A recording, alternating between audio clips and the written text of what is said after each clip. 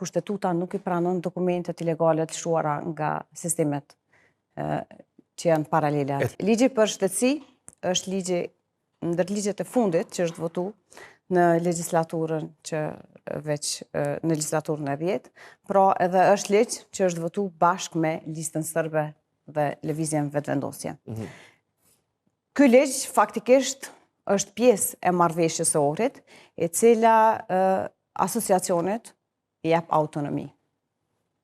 Dhe kjo është pjesë e kësaj autonomisë që ne kemi thonë në vazhdimsi. Atër pas që nga paraport që kjo autonomi, që nga paraport me kushtetutën e Kosovës, se ne në 155, pika 2 e kushtetutës, thot, Republika e Kosovës u anjet të drejten në shtetësinë e Republikës Kosovës pavarësisht nga vendbanimi i tyre i tanishëm dhe shtetësia që ata kanë të gjithë qytetarëve të ish Republikës Federative të Jugosllavisë, të cilët kanë qenë banorë të përhershëm të Kosovës me datën 1 janar 1998 dhe pasardhësve të tyre të drejtë për drejtë.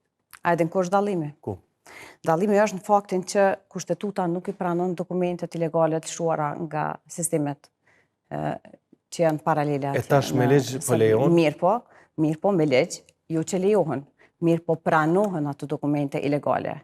Dhe këtë nëse e keni parë, është vendimi 013-2026 i datës 16/3/2026 që është nënshkruar nga Ministri i Punëve të Brendshme pra Xhelal Sveqlla dhe i cili i pranon të gjitha dokumentet të lëshuara nga këto institucione të cilat janë institucione jo legale. Pra ju po thoni, Ariana, kur merret parasysh ky ligj plus disa veprime të mëhershme e komplementojnë njëra tjetrën, e plotësojnë njëra tjetrën dhe i bjen që me dokumentacion ilegal kanë më u pranu Serbët në Kosovë.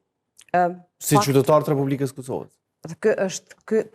Ky ligj është komplet i papranueshëm, sepse ne nuk e kemi votu për këto fakte që dua të them. Ligj për shtetësinë Kosova ka pas edhe më herët. Mirë po, ligji për shtetësinë, cilin e kemi pas, nëse bazohemi tek neni 31 dhe tek neni 32, nuk i është njohur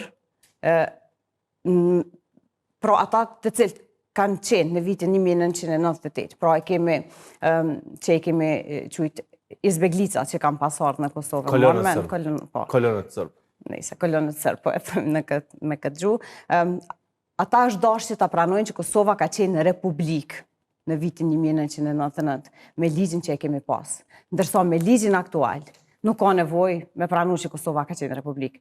Ka nevojë vetëm të dëshmoj me një dokument në cilin shkruan pej Serbi për shembull, me këtë letërnjoftim që ai ka pas, ose vetëm me çfarë të dëshmie të dokumentacionit, ai sot shkon paraqitet në institucionet tona edhe bëhet shtetasi e Republikës së Kosovës.